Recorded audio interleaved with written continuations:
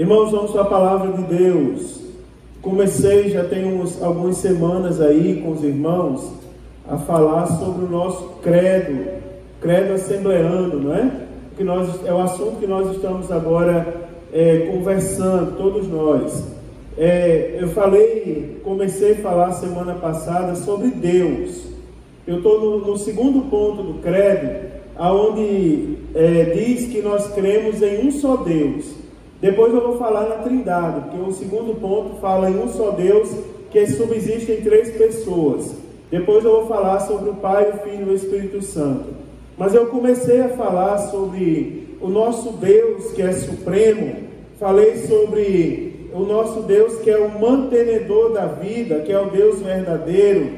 Falei, irmãos, que na Bíblia Sagrada o nosso Deus é identificado como Deus Altíssimo, como Deus Todo-Poderoso, como Jeová, como Senhor, além de outros nomes. E comecei a falar, foi aonde eu concluí semana passada, falando com os irmãos sobre os atributos de Deus. E expliquei a importância de sabermos cada um desses atributos, porque eles nos dão segurança. A Bíblia diz que muitos pecam por não conhecer a palavra de Deus. E eu comecei a falar com os irmãos, primeiro, que Deus é Espírito. Se Deus é Espírito, eu disse aos irmãos que ninguém vê Deus, porque Ele é Espírito, não é, irmãos? E eu disse, irmãos, cuidado, não se enganem. Tem pessoas aí dizendo que viram Deus. Não, irmão, não viram. Podem ter tido uma experiência com Deus, ter falado, escutado sua voz. Eu sou crente pentecostal e eu creio nisso. Agora, ver Deus não viu, irmãos, porque Deus é Espírito. O Espírito não se vê, não se toca, não é, irmãos? E falei para os irmãos que Deus é eterno. Falei para os irmãos que Ele subsiste em si mesmo. Falei também para os irmãos que Ele é o Eu Sou. Foi aqui que eu terminei semana passada, falando que Deus é o Eu Sou. E eu disse, irmãos, tudo que nós afirmamos que somos, alguém pode questionar. E até brinquei com os irmãos. Se eu disser aqui que eu sou a coisa mais linda do mundo, aí eu disse, Thaisa vai concordar, minha sogra também, se minha mãe estivesse aqui, concordaria. Mas eu disse, aí o povo vão questionar, né? Vão rir, vão dizer, ei, espera aí, isso não é a coisa mais linda do mundo, não. Alguém vai rir, alguém vai ficar bravo. Agora, se eu disser que Jesus é lindo, quem é que vai questionar, irmãos? Não é verdade? Aí eu disse, irmãos, até as coisas mais simples, Deus é. E Ele é o único que é. E tudo que a gente disser que Ele é. E é mesmo, porque Ele é Deus. Não é? Foi aqui que eu terminei de falar com os irmãos semana passada. Falei, irmãos, que Deus é invisível, porque o Espírito não se compõe de matéria, não é? E nem carne, nem osso. Lá em Colossenses 1,15 diz que a imagem do Deus invisível, ou seja, o apóstolo Paulo fala do Deus invisível. E o apóstolo João, eu mostrei para os irmãos, lá no Evangelho segundo escreveu João, o venerável morador da cidade de Éfeso, ele disse que Deus nunca foi visto por ninguém. E ele passou, né, irmãos, a ser conhecido por meio de Jesus Cristo. É isso? Eu expliquei algumas coisas nesse sentido para os irmãos. Hoje eu quero falar para os irmãos que Deus é um ser pessoal. Presta atenção, Deus é um ser pessoal. E como Ele é um ser pessoal, Ele tem consciência. É importante os irmãos saberem disso. Sabia que algumas pessoas elas não entendem ao certo quem é o Deus que elas servem? Por exemplo, tem pessoas que mentem descaradamente. Mentem descaradamente. Hoje eu conversei com um irmão que já teve Covid 8 vezes. Você acredita nisso? Eu conversei brincando, mas irmão, brincando. Ele não sabe com quem que ele está brincando. Ele não tem temor. Se ele tivesse tido Covid uma vez, ele não dizia que teve 8. Não é verdade? O senhor concorda comigo? O senhor que já teve? Se ele tivesse tido Covid uma vez, não é, Francisco? Ele não teria dito que teve 8. Mas toda semana ele mente, bota atestado no trabalho, não sei onde ele está arranjando esse atestado, dizendo que está com Covid. Aí passa 10 dias ali na preguiça, não é? Devia estar aqui conosco quando a gente estudou o Provérbio 6, vai ter com a formiga o preguiçoso, não é? Irmãos, então isso não agrada a Deus, é motivo de pobreza. Expliquei para os irmãos Provérbios 6. Mas tem que pensar por que mentem? Porque não conhece a palavra de Deus. E não sabe, não entendeu, irmãos, que o nosso Deus é um ser pessoal. E como ser pessoal, ele tem consciência de si mesmo. Por exemplo, quer ver? Abra sua Bíblia aí, no livro do profeta Isaías. Vamos lá, vamos manusear a Bíblia. Isaías, capítulo de número 45, e o versículo de número 5. Olha o que é que diz acerca de Deus aí. Isaías 45, versículo de número 5. E como eu disse aos irmãos, se algum dos irmãos tiver dificuldade em manusear a Bíblia, não se sinta envergonhado de ler o índice da Bíblia. Tá certo? Pode ler o índice da Bíblia sem problema. E se algum irmão não tem Bíblia, fala aqui com o presbítero Eduardo, que ele vai comprar uma Bíblia para você. Tá certo? Pode falar, que ele está concordando aqui. Né? Então fala com a Marildo, está lá atrás. Olha, vamos lá, queridos. Isaías 45, versículo 5 diz assim: Eu sou o Senhor, e não há outro fora de mim. Não há Deus, não há Deus. Eu te cingirei, ainda que tu não me conheças. Perceba, Deus, não é? Deus tem consciência de si mesmo. Deus sabe quem Ele é. Logicamente Ele sabe. Mas falta algumas pessoas saberem quem Deus é. Aí Deus diz em Isaías 45, 5: Eu sou o Senhor e não há outro. Ou seja, com os atributos de Deus só existe Ele mesmo. Somente o nosso Deus é eterno, somente o nosso Deus está em todos os lugares, somente o nosso Deus sabe todas as coisas, tem todo o poder, não é, irmãos? Porque Ele é único, não é? Então Deus tem consciência, Ele sabe quem é, e Ele possui, nessa questão de consciência, Ele possui também poder e autodeterminação. Quer ver? Vire as páginas da sua Bíblia ao livro de Jó, capítulo de número 23.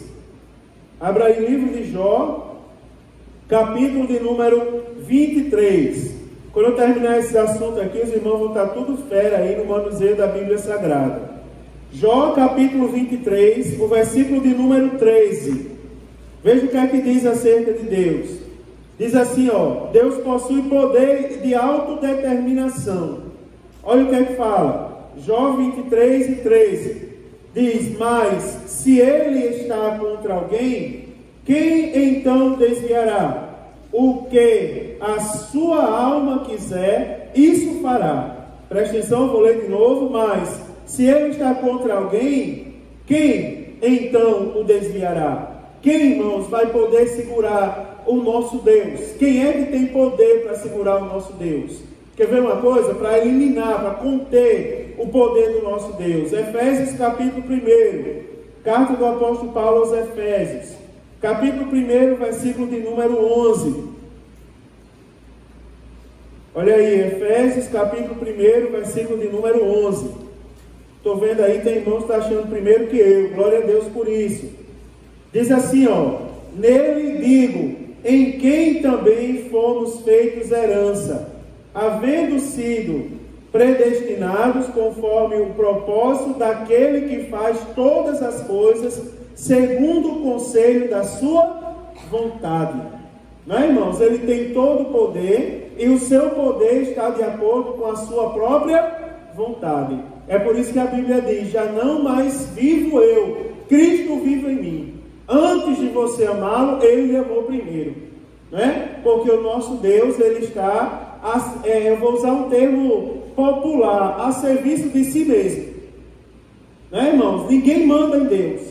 Até houve um comentário que a Isa fez na internet, é um vício de linguagem que a gente tem, de falar tudo na terceira pessoa do plural. Hoje nós vamos pregar no Estevão de Matos. Né? O irmão bota lá no Facebook: hoje nós vamos pregar no Estevão de Matos. Hoje nós vamos pregar lá no Hebron. Aí você pergunta: quantos vão pregar? Aí o irmão diz: só eu. Como você disse, nós. Aí o irmão quis questionar e dizer: não, teve um professor de escola dominical que disse que toda vez que a gente for fazer alguma coisa para Deus, a gente tem que falar em nós, porque a gente fala pelo Espírito Santo também. Que conversa é essa, irmão? E quando pregar ruim? Aí vai dizer que foi o Espírito Santo que pregou ruim? Né? Nós vamos pregar, ele não pregou nada. Aí vai dizer, a culpa é do Espírito Santo, que foi comigo e não disse nada. Não é? Então, irmãos, não somos nós, é só eu que vou pregar. Eu vou pregar no Estevão de Matos, eu vou pregar no Hebron. Né? Aí eu vou orar para o Espírito Santo ser comigo naquela pregação. Mas ninguém fala em nome do Espírito Santo, assim, dizendo o que ele vai fazer. Já pensou? Se eu disser assim, ó, o Espírito Santo hoje vai curar quem está doente aqui. Eu posso até dizer pela fé, mas não significa que eu afirmando que ele vai curar, ele vai curar. Pode ser que tenha alguém aqui que ele não cure. Não é? Eu caminhei algum tempo na minha vida com um irmão que ele tinha muita fé. Ele tem, ainda hoje ele é missionário em Portugal. E às vezes eu converso com ele, inclusive nós já estamos agendados para o casamento da filha dele no próximo ano, né, Thaisa? A gente fomos os primeiros convidados já. E esse irmão, muito abençoado, ele fazia umas cruzadas, e toda cruzada ele dizia, traga aqui para frente todo mundo que está de cadeira de roda, traga todo mundo que está aqui de muleta, todo mundo que está doente, que eu vou orar e Deus vai curar. Aí ele orava e Deus não curava ninguém. Ele orou a primeira cruzada, ninguém foi curado, voltou todo mundo doente. Aí ele orou a segunda cruzada, ninguém foi curado. Na terceira cruzada, quando ele orou, aí o irmão veio repreender ele. Disse, meu irmão, percebeu que toda cruzada você chama de frente para frente para orar e não acontece nada? Aí ele disse assim, percebi que eu não sou doido, agora eu vou dizer uma coisa para você. A minha parte é crer que Deus cura. A minha parte é chamar para ir pedir a Deus para ele curar. Agora, se ele não quiser curar, não é culpa minha. Não é porque ele não está no meu serviço, ele está ao serviço dele mesmo. É de acordo com a vontade dele. Até que chegou uma cruzada que ele não chamou ninguém para orar, para Jesus curar. Não chamou ninguém. Aí, no final, eu vi que ele estava inquieto.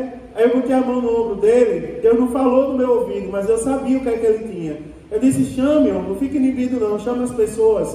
Aí ele foi lá, pegou o microfone chorando, chamou as pessoas para frente e disse, Deus vai curar vocês. E orou, e Deus curou um bocado de gente naquele dia.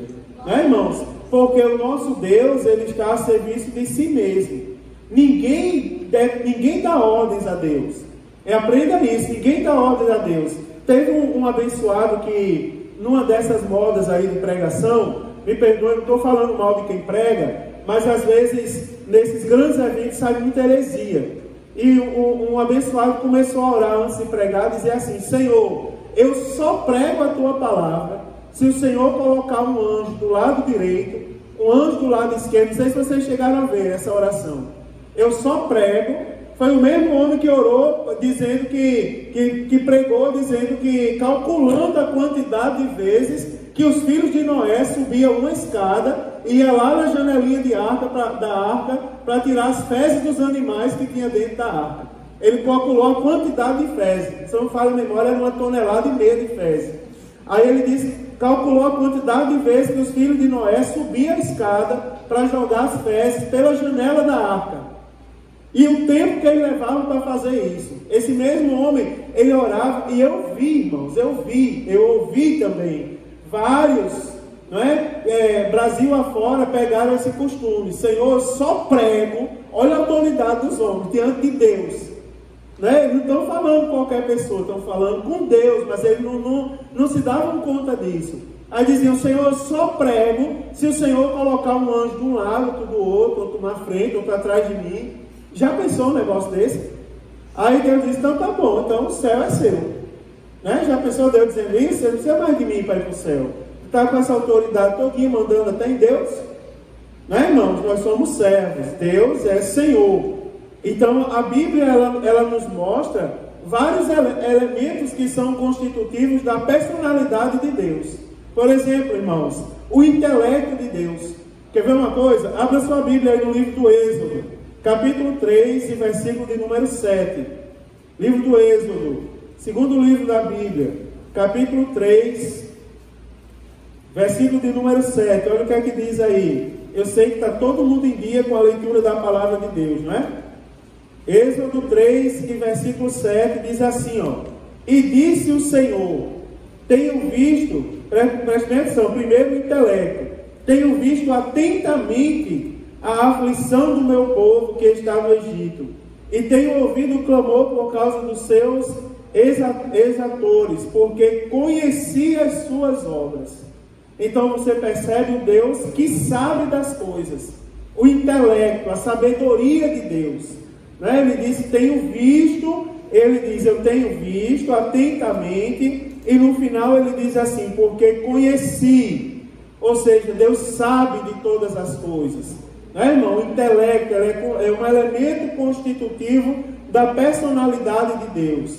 Quer ver? Abra sua Bíblia em Sofonias agora, capítulo de número 3, versículo de número 7.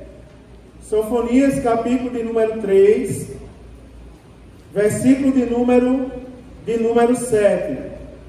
Eu vou passar o microfone para dar oportunidade aos irmãos. Hã? Alguém quer ler aí, irmão? Sofonias 3, versículo 17. Quem achou, leia aí, fique de pé e leia. O Senhor teu Deus está no meio de ti, poderoso para te salvar. Ele se deleitará em ti com alegria. Calar-se-á com o seu amor, regozijar-se-á em ti com júbilo. Amém, muito bem. O que é que a gente percebe nesse versículo, irmãos? Elementos das emoções de Deus, tá certo? Elementos emotivos da parte de Deus, né, irmãos? O nosso Deus, ele se entristece, sabia disso? A Bíblia diz que o Espírito Santo se entristece, né? A Bíblia fala dos gemidos inexprimíveis, do ciúme, né, irmãos? Então nós temos elementos que demonstram a emoção do nosso Deus. Quer ver uma coisa? Isaías capítulo 46, versículo 10 e 11. Vamos lá, para eu ser bem, como é que eu posso dizer? Democrático. Quem achou, lê aí. Isaías 46, versículos 10 e 11. Vamos ver ali a vontade de Deus. Quem achou, fique de pé e lê aí, irmãos, para todo mundo ouvir. Desde o princípio, anunciou o que ia acontecer desde a antiguidade as coisas que ainda não sucederam. E digo, o meu conselho permanecerá em pé, farei toda a minha vontade.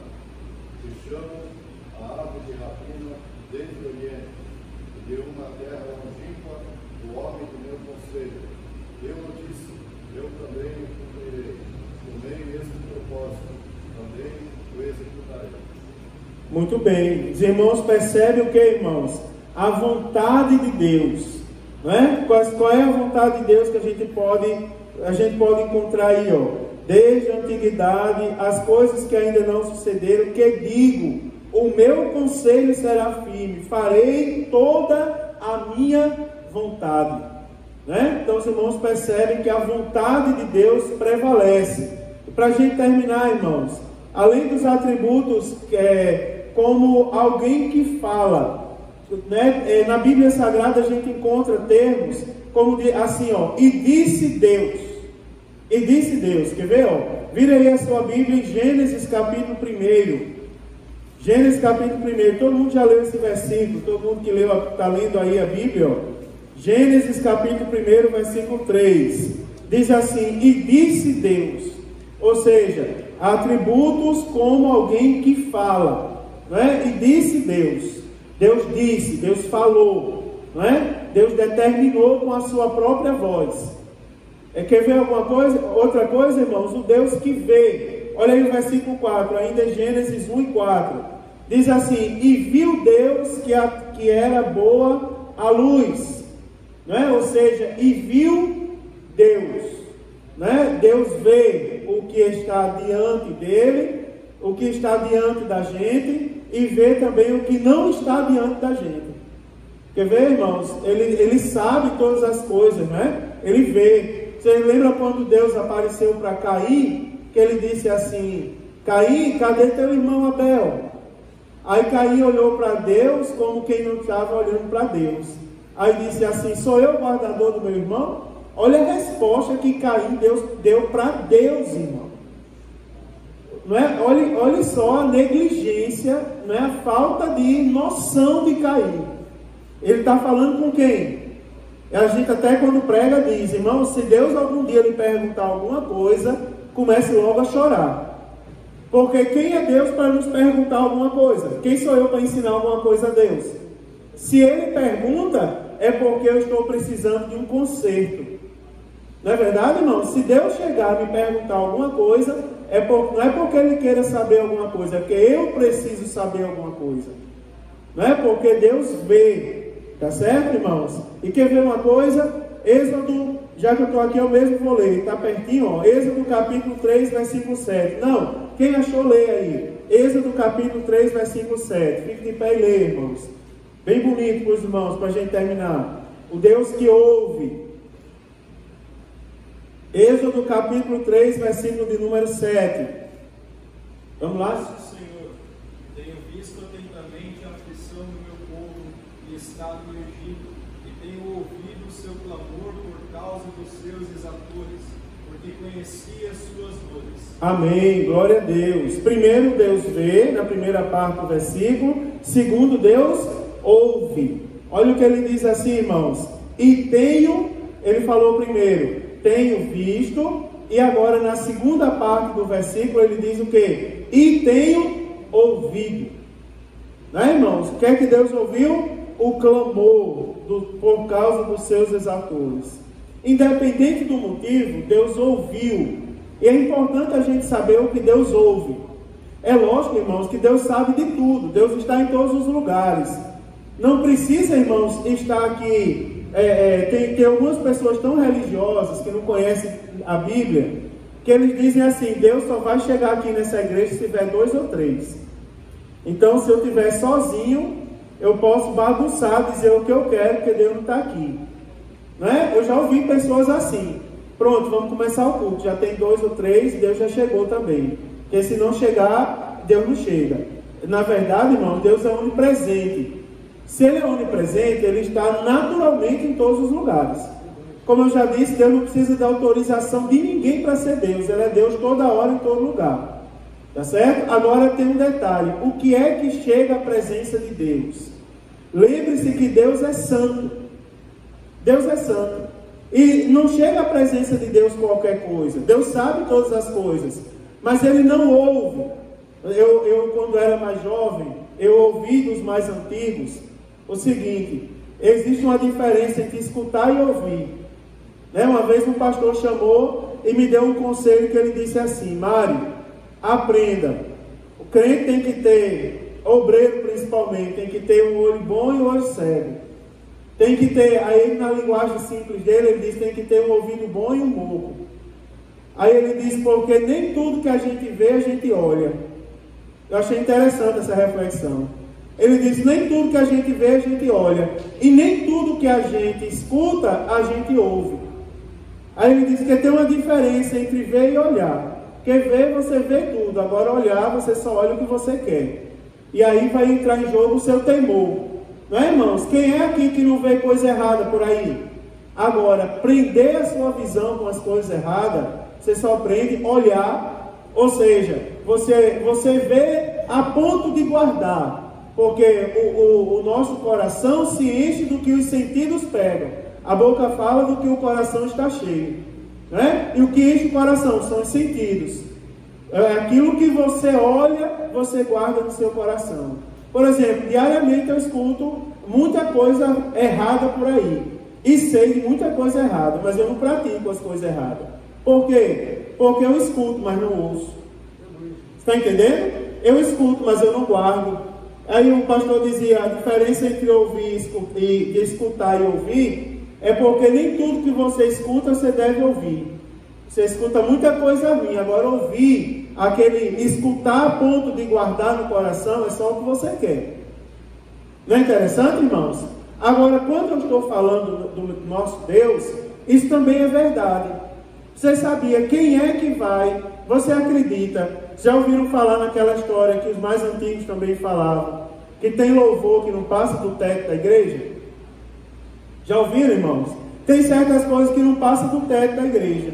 Eu, quando era líder coordenador geral do discipulado, lá em Parnamirim. Teve uma moça uma vez, eu não sei se eu já contei isso aqui para vocês, mas teve uma moça uma vez que chegou e ensaiou, eu disse a ela, preparava o culto dos novos convertidos, chamava cada um deles, dizia assim, você vai dar um testemunho, ensinava eles a dar um testemunho. Aqui eu vou terminar. Aí eu dizia, você vai cantar, e ensinava eles a louvar a Deus. Para quando chegar no culto eles fazerem bonito, porque no culto para Deus tem que ser coisa bonita, coisa boa. A gente tem que dar o nosso melhor. Às vezes a voz não é tão bonita, mas não significa dizer que você vai cantar de qualquer jeito. Aí eu fui lá, levei a moça, apresentei para o maestro da igreja, e ela disse, o que você vai cantar? Ela disse, eu vou cantar aquele hino, Tu és fiel. Aquele, Tu és fiel, Senhor. Aí eu disse, está certo, cante. A igreja nunca se pronunciou, embora eu não concorde muito com aquele hino, não é? Porque assim, não é Deus que tem que ser fiel a mim.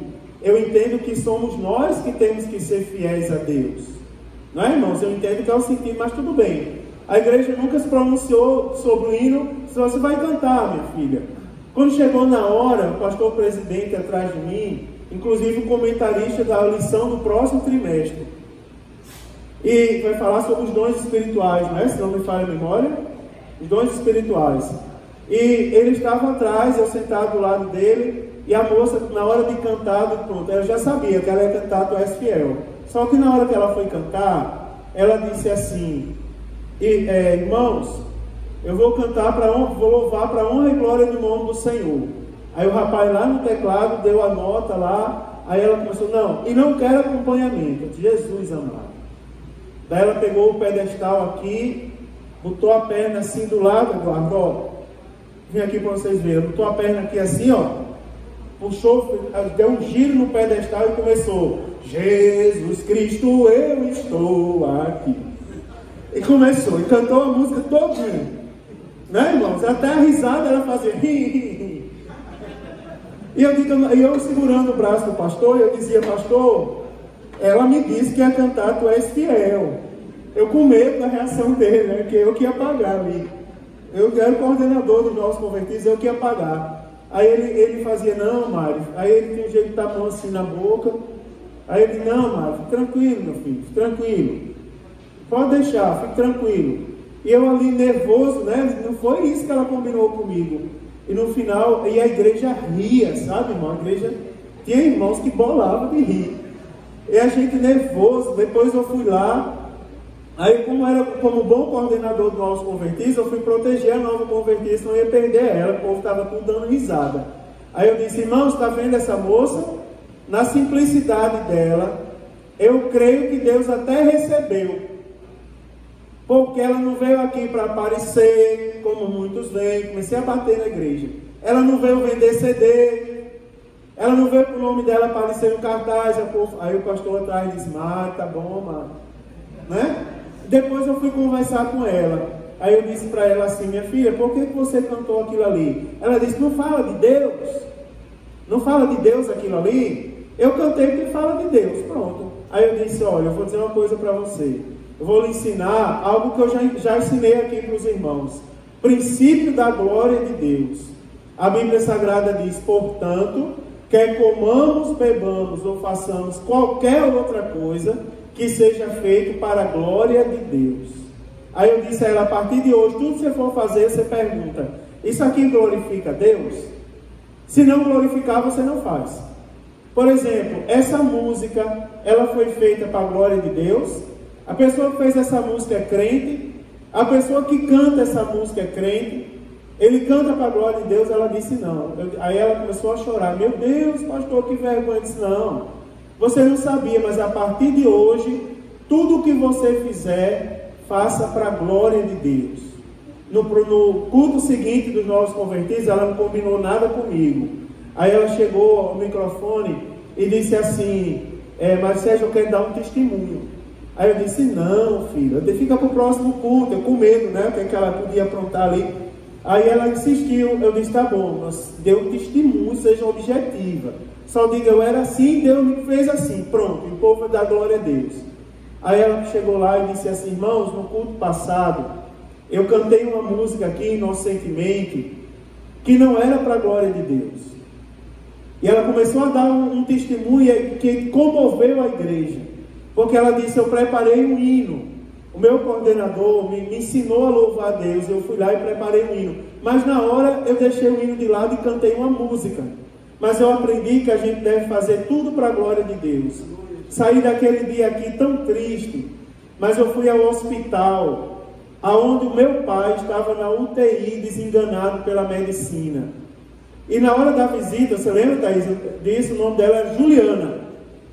Ela disse: eu fui lá e entrei na UTI na hora da visita e fui lá no ouvido do meu pai e eu comecei a cantar o hino que eu preparei para cantar aqui. E comecei a dizer no ouvido dele: tu és fiel, Senhor, eu sei que tu és fiel. Ela disse: eu cantei o hino todinho chorando, irmãos, como eu estou chorando agora. Depois eu saí da UTI, que acabou o horário da visita, fiquei sentado do lado de fora chorando. Com pouco tempo a enfermeira veio, colocou a mão no meu ombro e disse assim: era você que estava cantando com o senhor que está ali na UTI? Ela disse: era. Minha filha, eu não sei que música foi essa que você cantou no ouvido dele. Eu não sei quem é o Deus que você serve, qual é a sua religião. Eu só sei que aquele homem está sentado no leito da UTI agora, pedindo água e dizendo: traga água para mim, porque eu estava dormindo, mas acordei como que um anjo cantando no meu ouvido. E para a honra e glória do nome do Senhor Jesus, o pai dela estava lá, irmãos. Aleluia! Sabe por que eu estou dizendo isso? Porque eu quero terminar dizendo aos irmãos: não é qualquer coisa que Deus ouve. Sabe o que é que Deus ouve, irmãos? Escutar tudo. Agora ouvir, a ponto de nos responder, de causar algum efeito. Se tem efeito na gente quando a gente ouve, você imagina quando Deus ouve. Sabe o que é que Deus gosta de ouvir, irmãos? Eu digo seguramente com base na palavra dele. Nesse caso aqui, o que foi que Deus ouviu? Ouvir atentamente o seu clamor. Sabe o que é que Deus ouve? O nosso clamor. Sabe o que é que Deus ouve? As nossas palavras de adoração. Sabe o que é que Deus ouve, irmãos? O nosso louvor. Sabe o que é que Deus ouve, irmãos? É quando a gente dobra o nosso joelho e a gente começa a derramar lágrimas na presença do Senhor e começa a dizer a Deus sinceramente o que nós precisamos que Ele faça na nossa vida. Deus está aqui hoje para ouvir você. Deus está aqui hoje para nos ouvir, irmãos, nessa noite, nesse lugar. Eu vou terminar aqui fazendo essa pergunta: o que é que você precisa que Deus ouça da sua vida? Eu quero convidar você a ficar de pé nesse momento e eu quero convidar você a fazer essa oração comigo. Aleluia! Deus está aqui para ouvir. Aleluia! Louvado seja o nome do Senhor. Ele está aqui para ouvir você. Ele está aqui para ouvir os seus sonhos. Não é, irmãos? Me disseram uma vez que só tem sonho quem é jovem. Eu, porém, acredito que quem é vivo tem sonhos. Não é? Quem deixou de ter sonhos é porque não está vivo mais. Você tem sonhos, eu sei. Já me contou alguns. Você tem sonhos, eu também tenho. Não é? Pastor Dimas tem. Pastor que aqui está nos visitando tem. Everton tem. Todos nós. Ariana, você tem sonhos. Deus está aqui hoje para ouvir os seus sonhos, filho. E para torná-los realidade, se você crê. Andrei, você tem sonhos. Parecem impossíveis aos meus olhos e ao seu, mas para Deus não é impossível. Eu quero orar por você nesse momento. Jonas, quais são os seus sonhos? Quais são os seus propósitos? Não é? O que você precisa que Deus ouça da sua vida essa noite? Deus está aqui para ouvir, irmãos. Irmã Benta, Deus está aqui para ouvir. Creia que Ele vai ouvir. Aleluia, e vai responder essa noite em nome de Jesus. Em nome de Jesus. Vamos orar ao nosso Deus. Paz do Senhor, irmãos. Nós te louvamos, Senhor, pela Tua palavra. Nós somos gratos a Ti, ó Deus, pelo privilégio, Senhor, que temos de poder ouvir a Tua palavra, de poder, Senhor, ouvir a Tua voz falando conosco, nos ensinando, nos orientando. Nós somos gratos por tudo, Senhor. E nesse momento nós te pedimos, ó Deus, que Tu venhas atentar com os Teus olhos para as nossas vidas, Pai. Pai, em nome de Jesus, nós te pedimos, Senhor, um pouco mais de comunhão contigo, um pouco mais de intimidade contigo, Senhor. Nós precisamos, ó Deus, aprender a ouvir a Tua voz. E precisamos, Senhor, aprender que Tu nos ouves, Senhor, quando nós contigo falamos. Pai, em nome de Jesus, nos ajuda, nos orienta, Senhor, a confiar somente em Ti, a acreditar, ó Deus, que embora, Senhor, os nossos sonhos pareçam impossíveis, nós sabemos que Tu és capaz, Senhor. Pai, em nome de Jesus, nos ajuda, Senhor, a superar as dificuldades, as adversidades que muitas vezes se levantam e tentam nos tirar da Tua presença, tentam, Senhor, nos separar de Ti, pois nós sabemos que só ao Teu lado, Senhor, só estando junto contigo nós vamos vencer. Pai, em nome de Jesus, nos ajuda, Senhor, nos ajuda, Senhor, nos ajuda a termos ainda mais comunhão contigo, a termos mais intimidade, Senhor, a ouvir a Tua voz, ó Deus, seja qual for o momento, a hora do dia, pois nós sabemos que Tu falas, Senhor, quando estamos de ouvidos abertos a Ti, e sabemos também que Tu ouves quando nós oramos a Ti, Pai. Fica conosco, Senhor, nos direciona, nos acompanha, guia as nossas vidas, ó Deus, segundo a Tua vontade, pois nós sabemos que a Tua vontade é perfeita e agradável. Fica conosco, Senhor, nos dá a Tua bênção para a glória e para a louvor do Teu nome, em nome de Jesus. Amém. Aleluia, glória a Deus, louvado seja o nome do Senhor.